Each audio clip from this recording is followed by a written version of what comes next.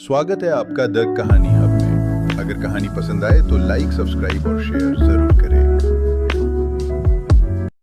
कहानी का नाम है लालची दूध वाला और भूतनी। एक लंबे समय पहले एक गांव में चंद्रैया और शकुंतला नामक पति पत्नी रहते थे। वो दोनों लालची स्वभाव के थे।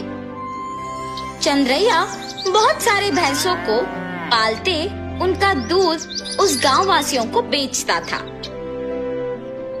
उस सारे गांव में सिर्फ चंद्रैया दूध बेचता था और वो दूध में बहुत सारा पानी मिलाकर बेचता था। इतना ही नहीं, वो कम से कम उन भैंसों के बच्चों को भी पीने के लिए दूध नहीं बचाता था। एक दिन जब चंद्रैया दूध लेके गांव को बेचने जाता है, चंद्रैया, तुम्हारे दूध में दिन प्रतिदिन पानी की मात्रा ज्यादा हो रहा है।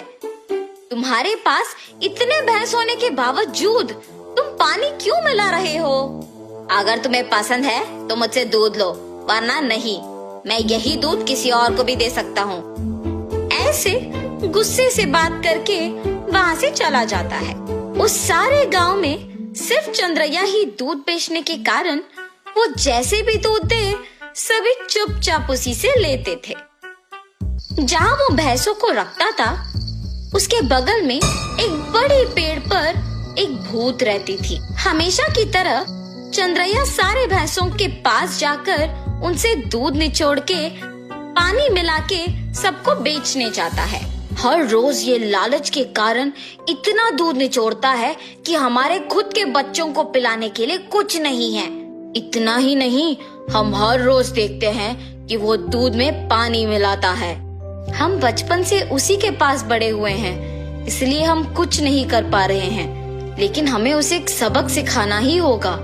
ऐसे आपस में बात करते रहते हैं। जब वहाँ की भूत उनकी बातें सुनकर सोचती है, हर रोज इन भैंसों की दुखी बातें मैं नहीं सुन पा रही हूँ, और इतना ही नहीं, इस आदमी के दूध में पानी मिलाने के कारण गांव वाले भी दुखी हो रहे हैं। इन भैंसों की सहायता से ही इस आदमी को सुधारना होगा। ऐसे सोचकर वो भूत उन भैंसों के पास आती है। तब मैंने तुम सब की बातें सुनी है। अगर तुम लोग मेरी बात सुनोगे तो तुम्हारे मालिक को सुधार सकते हैं। कौन हो तुम? तुम हमारी बातें सुन सकती हो? मैं एक भूत हूँ, इसी पेड़ पे रहती हूँ। मैं हर रोज तुम्हारी बातें सुनते रहती हूँ। हम तुम्हारी बात सुनेंगे, मगर वादा करो कि तुम हमारे मालिक को कुछ नहीं करोगी, सिर्फ उन्हें एक सबक सिखाओ, बस। ठीक है, तुम्हारे मर्जी के अनुसार उन्हें कुछ नहीं करूंगी। ऐसे कह के हमेशा की तरह चंद्रैया उनसे दूध निचोड़ने जाता है। जब वो निचोड़ने लगता है तब वो भैंस उसे जोर से लात मारती है। बाप रे शकुंतला, मेरा पीठ टूट गया। ऐसे जोर से चिल्लाने पर शकुंतला अपने पति के पास आती है। अरे रे, क्या हुआ? आप गिर कैसे गए? उस भैंस को आज कुछ हुआ है। जब मैं दूध निचोड़ने गया तो उसने मुझे जोर से लात मारा। आप रुकिए, मैं भी जरा देखूं कि ये भैंस दूध कैसे नहीं देगी। ऐसे कह के शकुंतला उस भैंस से दूध निचोड़ने की कोशिश करती है और उस भैंस ने शकुंतला को भी उसके पति के ही तरह जोर से लात मारती है। तुरंत उनके बच्चे ही सारे दूध पी जाना देख पति पत्नी कुछ नहीं कर पाते हैं, सिवाय उनको देखना। अरे रे, सारा दूध सिर्फ ये बच्चे पी रहे हैं, कुछ तो कीजिए। आज के लिए हम कुछ नहीं कर सकते हैं, शाम को वापस आएंगे दूध निचोड़ने। ये फैसला करके वहाँ से चले जाते हैं। शाम को जब दोनों वापस दूध निचोड़ने जाते हैं तो सुबह की ही तरह वो भैंस उन दोनों को लात मारती है।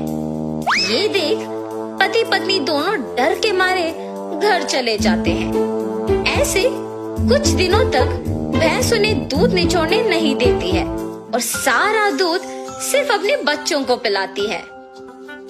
सुनिए, कम से कम हमारे उपयोग के लिए तो दूध निचोड़ के आइए ना। बाप रे, हम अगर इस गांव में भी दूध नहीं दे पा रहे हैं तो भी ठीक है, मैं तो उस भैंसों के पास नहीं जाऊंगा। वहाँ के भैंसों में से एक को कुछ तो हुआ है, इसीलिए हमें दूध निचोड़ने नहीं दे रही है और सिर्फ उसके बच्चों को दूध पिला रही है। उतना चाहिए तो तुम खुद निचोड़ने जाओ। बाप रे, मैं अकेले? नहीं, हम दोनों मिलके दूध निचोड़ने की कोशिश करते हैं। चलिए ठीक है, कल सुबह जाएंगे। ठीक है जी। भैंसों के पास जाते हैं। शकुंतला, पहले तुम जाओ।